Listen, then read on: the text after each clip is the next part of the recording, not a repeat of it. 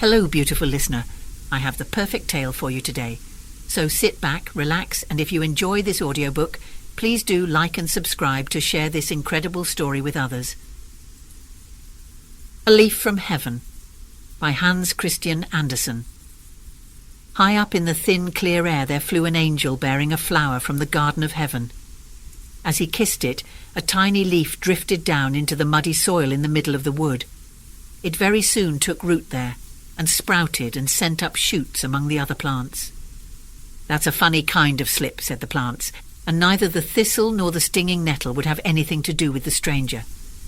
"It must be some low kind of garden plant," they said, grinning and making fun at it. But it grew, and like no other plant its long branches spread far about. "Where do you think you're going?" said the tall thistles, who have thorns on each of their leaves. "You're taking a good deal of space. That's a lot of nonsense. We can't stand here and support you." When winter came, the snow covered the plant, but from it the blanket of snow received a glow as if the sun were shining from below. Then the spring returned, and the plant was in glorious bloom, more beautiful than any other in the forest. And now there came to the forest a professor of botany who could show what he was with many degrees.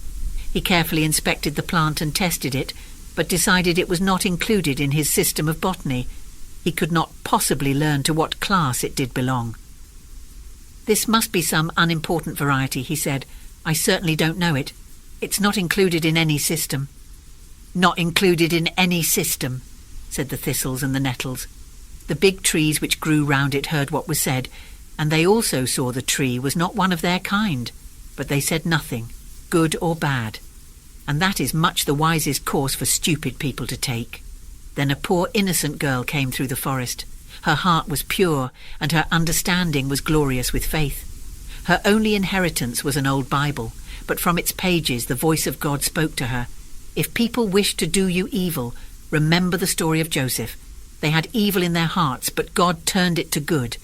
If you suffer wrong, if you are despised and misunderstood, then you must remember the words of him who was purity and goodness itself, and who prayed for those who struck him and nailed him to the cross. Father, forgive them, for they know not what they do."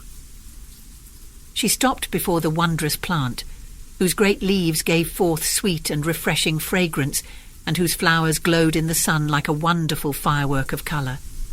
And from each flower there came a sound as though it held, concealed within itself, a deep well of melody that thousands of years would not empty. With devout gratitude, the girl gazed on this exquisite work of the Creator and bent down one of the branches, that she might examine the flower and breathe in its sweetness, and a lovely light burned in her soul. It seemed to uplift her heart, and she wanted to pluck a flower, but she had not the heart to break one off, for she knew it would soon fade if she did. So she took only a single green leaf, carried it home, and there she pressed it in between the pages of her Bible, and it lay there quite fresh, always green, and never fading. It was kept in the pages of that Bible, and with that Bible it was placed under the girl's head when, some weeks thereafter, she lay in her coffin. On her gentle face was the solemn peace of death, as if the earthly remains carried the imprint of the truth that she now was in the presence of her Creator. But the marvellous plant still bloomed in the forest. It looked almost like a great tree now, and all the birds of passage, especially the storks and the swallows, bowed down before it. "That thing is taking on foreign airs now," said the thistles and the burdocks. "We never act like that here in this country." And the black forest snails spat at the plant. Then the swineherd came, collecting thistles and other shrubs, to burn them for their ashes. He tore up the heavenly plant by the roots and crammed it into his bag. "I can use that too," he said, and no sooner said than done. For years the king of that country had been troubled by a deep melancholy of spirit. He kept busy and laborious always, but it seemed to do him no good. They read books to him, deep and learned tomes, or the lightest and most trifling they could find, but nothing did any good.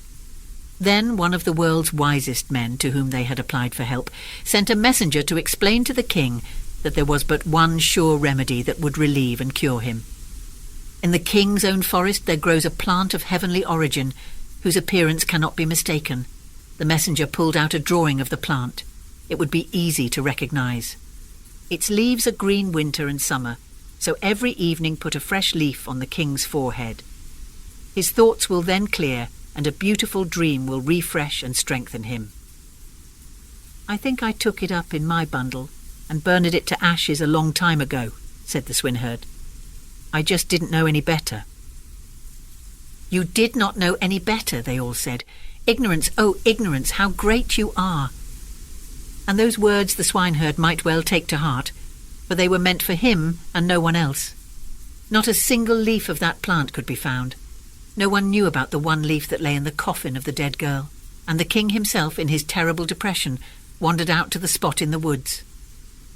This is where the plant grew, he said. It shall be a sacred place.